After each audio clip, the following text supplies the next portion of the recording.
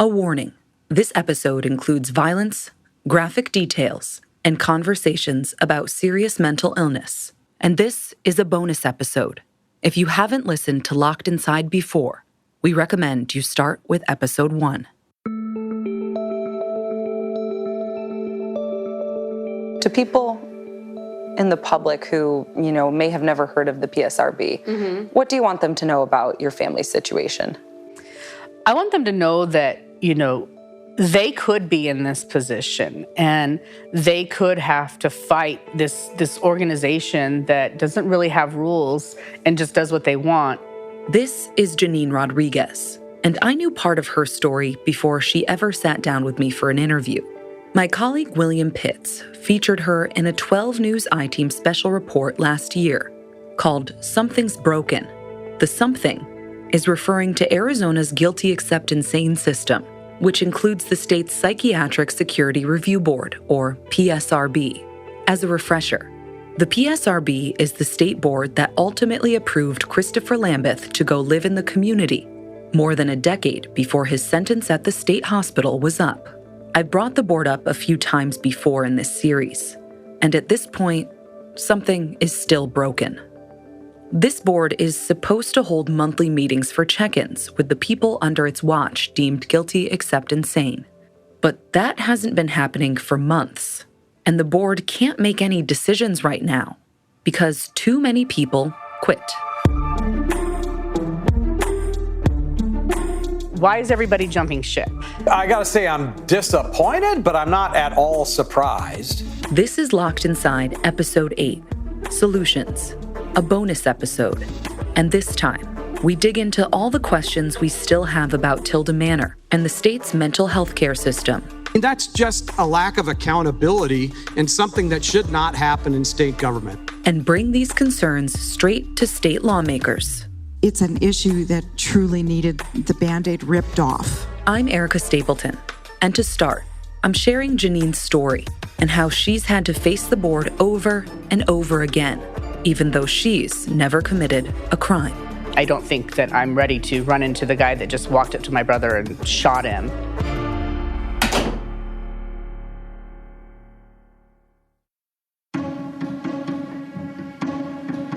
When Janine first saw our reporting on the group home murder case, it struck a very sensitive nerve. I feel very sad for Christopher Lambeth and his family. They shouldn't have to go through this again. He should have been more protected. Who was there protecting him? We know his mental health is already fractured. How are you going to just put him in a facility that can't notice the signs of him starting to break down? I feel sorry for Mr. Howells' family because how horrible, right?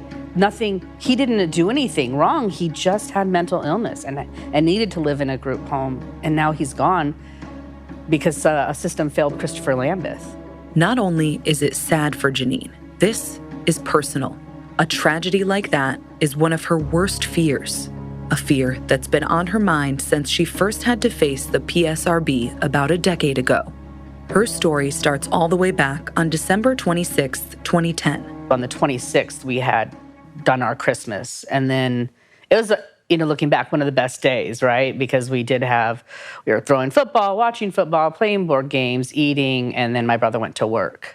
After the celebrations, her brother, Adam Cooley, went to work his shift as a bouncer at a strip club in Phoenix. Court records show Adam was one of 2 security guards working that night. Adam was covering the front door, while the other bouncer was reportedly behind the bar.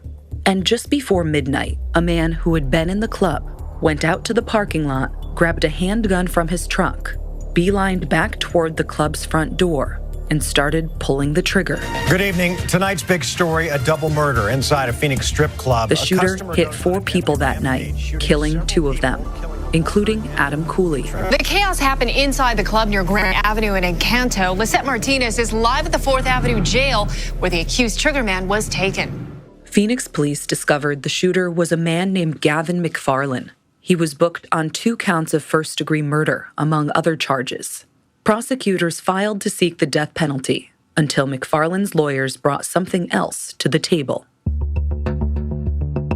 In January 2013, Gavin McFarland's defense team filed for a guilty except insane plea, arguing he had a clearly documented history of mental illness, dating back at least 8 years before the shooting. His last hospital visit, according to the records, was just 3 days before the deadly shooting. The guilty except insane plea came as a shock to Janine's family. You have to look at that path because Arizona has allowed it, right? We've allowed this GEI option. Instead of going to trial and facing the death penalty, McFarland was sentenced 25 to life to the Arizona State Hospital for treatment and put under the watch of the PSRB. But as we learned in Christopher Lambeth's case, life doesn't always mean life. Okay, the next person to come before the board is Gavin Trent McFarland. About 7 years into his sentence at the state hospital, Gavin McFarland and his team went before the PSRB to ask for privileges to go off hospital grounds. He wasn't asking for a full release to the community. He was asking for passes so he could go on trips supervised by hospital staff. Here's Gavin McFarland himself, speaking to the board in September 2020. Not a single day goes by that I don't think about the horrific events that I was responsible for at the time of my crimes. Quite simply, these events happened because I was in denial about my mental illness and refused to keep up with my recommended therapy and medicine routine. In addition, I was also leading a reckless lifestyle. I've spent the past 10 years working on things that I need in order to ensure that I've got the necessary tools to live a healthy and balanced life. I know where that mindset will lead me. I now wake up every day asking myself, what do I need to do today in order to educate myself and grow in the right direction? I've grown significantly while housed here at ASH through individual one-on-one therapy as well as group therapy. I've consistently challenged myself to be a leader among my peers. Regardless of the outcome here today, I will still know what I need to do in order to continue working on being the best person I can be. Thank you. Janine and her family have sat or listened in to every hearing, even pleading with the board to not grant Gavin McFarland any kind of release. Here she is during that 2020 hearing. As a victim and member of the public, this is concerning. This fast track to release should be concerning to everyone. December 26, 2010 was the last day I saw my brother. It was also the day that Gavin McFarland left his house with a gun and bullets so he could kill. He did just that. He killed 2 people and severely injured another. So many lives changed that day. So many people are forever impacted by his actions. I lose my ability to breathe when I think of the possibility of running into my brother's murderer on the streets. The board denied his request to go into the community during this hearing and in another hearing in 2021, after Christopher Lambeth was arrested for allegedly killing again. Our biggest fear, Gavin getting out and then killing more people, this happened because this gentleman killed 2 people. He got out and he killed another person. I think it gives us a little bit more strength in our voice to say we're not just saying it might happen. We're able to say it has happened. Lambeth accused of killing again under the board's watch isn't the only issue the board's been facing. Thanks. Now from the 12 News I-Team. The state board responsible for overseeing Arizona's criminally insane population has not been able to do its job for months. Starting in January 2023, a new law mandates that courts in Arizona will be handling all of the PSRB's duties, and the board will effectively be dissolved. In the meantime, the board was supposed to be operating under stricter guidelines through 2022, but that didn't happen. And tonight, the I-Team's Erica Stapleton explains why the board will probably never meet again. Right now, there's only one board member listed, and the governor's office never appointed anyone else to serve on the board. That means all the people deemed guilty except insane, who are due for check-ins, have been waiting in limbo for nearly a year. The PSRB never provided a comment on the Lambeth case or the switch to courts. I've tried to get in touch with members who resigned, but so far, no luck. Why is everybody jumping ship? What, are they jumping ship because they know this is kind of sunsetting in 2023 and they don't want to have to work with a judge because maybe they haven't been doing a great job?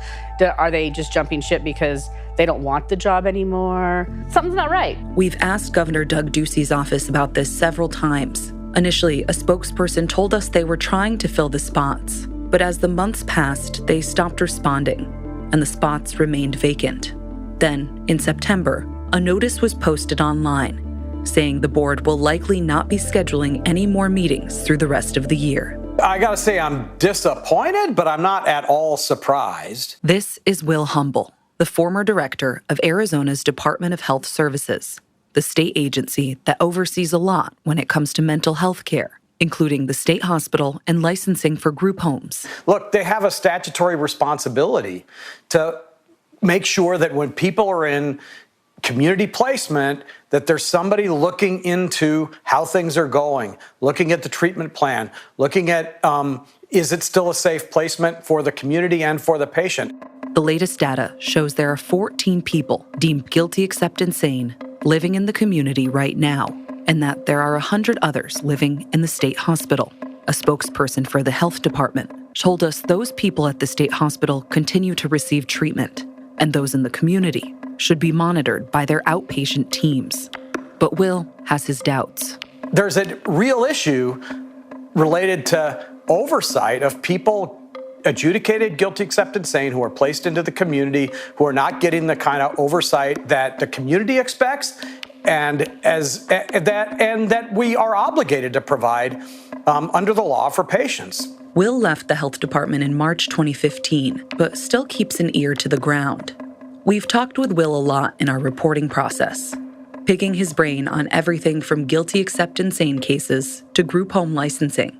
You asked if the state law needs to change. I would argue that number one, the resources at the state health department need to change so that they can actually follow up on the complaint investigations that come in. Here he is again, speaking at a panel discussion the 12 News I-Team hosted at Arizona State University's Cronkite School of Journalism in September. This particular response is about the state licensing and inspecting group homes, and how the state's licensing director told us last year that it was up to the facility to make sure rules are followed. For you to ask him who's responsible, and for him to say it's the facility alone ultimately, I mean, that's just a lack of accountability and something that should not happen in state government. Before this discussion, we presented all of our reporting for Locked Inside in a documentary and even invited lawmakers to come watch. It's an issue that truly needed the Band-Aid ripped off and continues to. So I applaud your digging and trying to get those answers. This is State Senator Nancy Bardo speaking at our event. A lot of us in the state legislature have been trying to keep these agencies accountable because we keep hearing the stories, and admitting that there's a problem is the first step to solving it. Over the years, she's been involved in a lot of legislation regarding mental health care, even sponsoring the bill that ultimately does away with the PSRB. I think we are under-resourced, but I also think it's not that much more we need to spend. We just need to change the way we're doing things and truly care for the mentally ill. She also pointed to a law passed in 2019 that allowed for more secure group homes. But so far, the state says none of these higher security homes are licensed to operate. And even if there were, can the state handle overseeing more facilities? So much about the operations at Tilda Manor still remains a mystery. We've been asking for their side in all of this for more than a year. I even got to a point where the attorneys representing the company in the licensing case agreed to do an interview with me. But they never got Tilda Manor's blessing, and it never came to fruition. I did get some comments from those two attorneys on the phone the day we learned Tilda Manor officially lost its license at Wildhorse Drive in June 2022. In our conversation, they told me that Tilda Manor was running out of funds and couldn't keep fighting with the state. They admitted that things at Tilda Manor were not done perfectly, but also called the murder, quote, unpredictable. They told me they believed this was a, quote, witch hunt for Tilda Manor, and that a lot of group homes have violations and errors and mistakes, but the state doesn't go after them in the same way. To be fair, I looked at all available records for all the other behavioral health group homes in the town of Gilbert where Tilda Manor was. Of the 27 facilities I reviewed, some had clean records. Others had some smaller violations like not having a thermometer in the fridge, but some did have more severe violations. like employees not having proper medical or training records, or a resident misusing medications that weren't locked up. There's no pattern that I could see as to why some homes are scrutinized and penalized more than others if similar offenses occur. That all being said, the murder at Tilda Manor was a clear failure, one that shouldn't be repeated if these systems are working properly to keep people safe. It's been hard. It's been really hard. For Janine, pain persists as long as her family has to keep facing her brother's killer. It's been hard with nieces and nephews having children and telling them who Adam is and stuff, and because they never got a chance to meet him. So that's rough. What keeps you going? Oh, well, my brother, right? So my brother, I wouldn't ever stop fighting for justice for him. And this isn't justice yet. So far, we haven't had justice. Making us come at least every 2 years to see this guy to talk about potential release, that's not justice. What would justice look like for you? In prison. He just needs to be in prison. He killed 2 strangers that he didn't know that had done nothing to him. And he just walked up and started shooting. And so I believe he belongs in prison. There's no way to tell me he's not dangerous. We did reach out to Gavin McFarland through his attorney, but never got a statement for the podcast. And to be clear, this podcast series is not about inciting fear or marginalizing those diagnosed with severe mental illnesses. Our goal in all of this is to highlight where the system of care in Arizona missed the mark and how there can be consequences. And as we've reported over and over, things can go very wrong. Janine is hopeful the move to courts next year will have more structure, but she's also skeptical. How can you assure that somebody's going to take their medicine? And then in 5 years, how can you assure that medicine's going to still be working? Time will tell. And in the meantime, the system and all the people it impacts wait in limbo.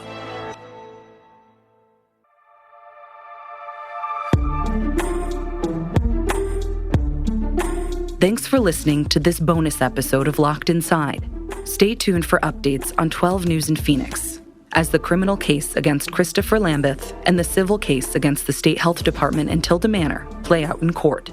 Locked Inside is written and edited by me, Erica Stapleton. Executive producer is Katie Wilcox. Fact-checking is done by 12 News intern Raven Payne. 12 News reporter William Pitts contributed to this story. Audio mixing is done by Richard Humphreys at Tacoma Media in Silver Spring, Maryland. Locked Inside is produced by the 12 News I-Team and Vault Studios. A special thank you to Will Johnson and Reed Redmond at Vault Studios. If this story resonates with you or you want to share your experience, you can send us an email at connect@12news.com. Thanks again for listening to Locked Inside.